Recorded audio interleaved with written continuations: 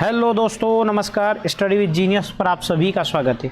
साथियों, आप लोगों को पता है कि हाल ही में ग्रुप 3 सब इंजीनियर का जो है फॉर्म आया था और उस फॉर्म को लेकर फिर से एक हंगामा खड़ा हो गया। साथियों, ये खबर है इंदौर की। क्यों खड़ा हुआ है कि पहली बात तो सरकार क्या दे रही है।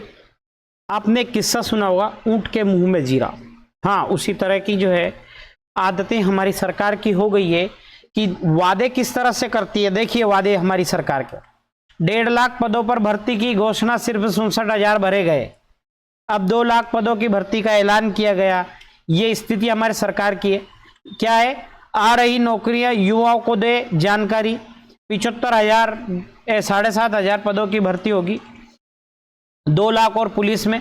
इस तरह के वादे जो है हमारी सरकार करती है, लेकिन वादे और वादे के अनुरूप बोले तो ऊंट के मुंह में जीरा किस तरह से दिया जाता है वो आप देखिए।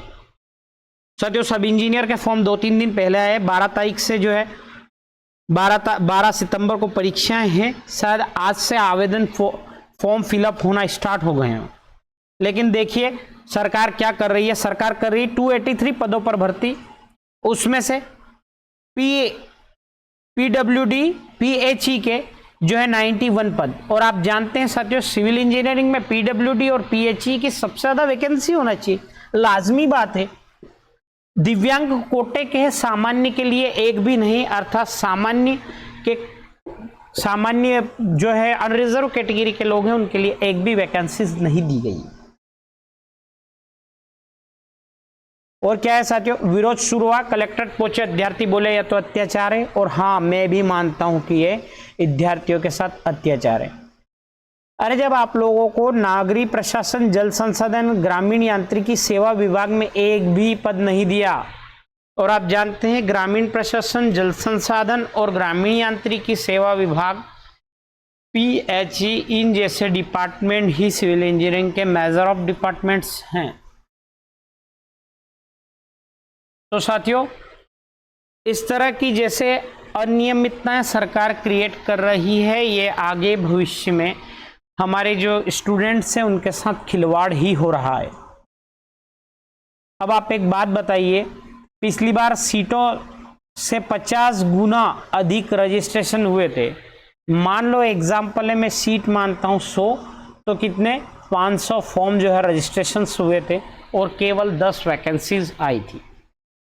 इस तरह की अनियमितता है। इन अनियमितताओं पर हम बात नहीं करते, लेकिन सरकार जिस तरह का बवाल खड़ा कर रही है वो बवाल लाजमी है।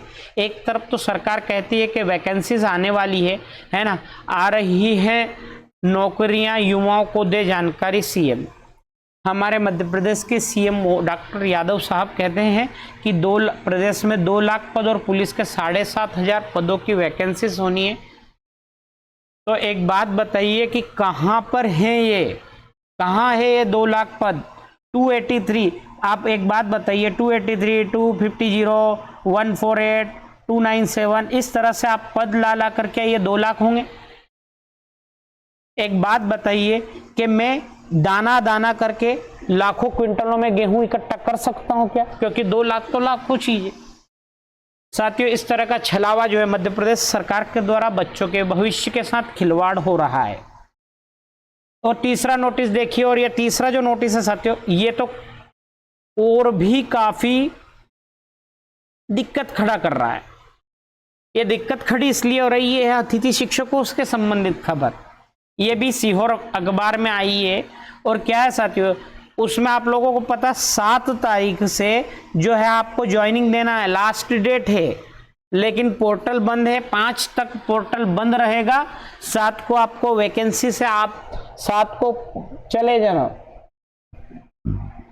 और किसके आधार पर? स्कोर कार्ड के आधार पर आपको जो है ज्वाइनिंग मिल रही है, उसमें फॉर्म फिल करना है। ये सारी सब व्यवस्थाएं अस्त व्यस्त हैं। बोले तो हम कह सकते हैं कि मध्य प्रदेश सरकार जो है अतिथियों की व्यवस्थाओं को लेकर अपना जो प्लानिंग है, जो प्री प्लान है, वो फेल कर चुकी है।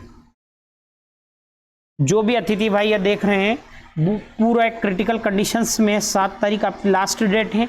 7 तारीख को आप लोगों को ज्वाइनिंग लेनी है, 5 तक पोर्टल बंद रहेगा। आप बताइए 1 या 2 दिन में क्या करेगा अतिथि शिक्षक। इसके बाद क्या करेंगे, वो पदोन्नति वाले उच्च पद प्रभार वाले पद भरे जाएंगे, उसके बाद वैकेंसीज आ जाएगी। कुल मिला के मध्य प्रदेश में अतिथियों का भविष्य उज्जवल नहीं होना है।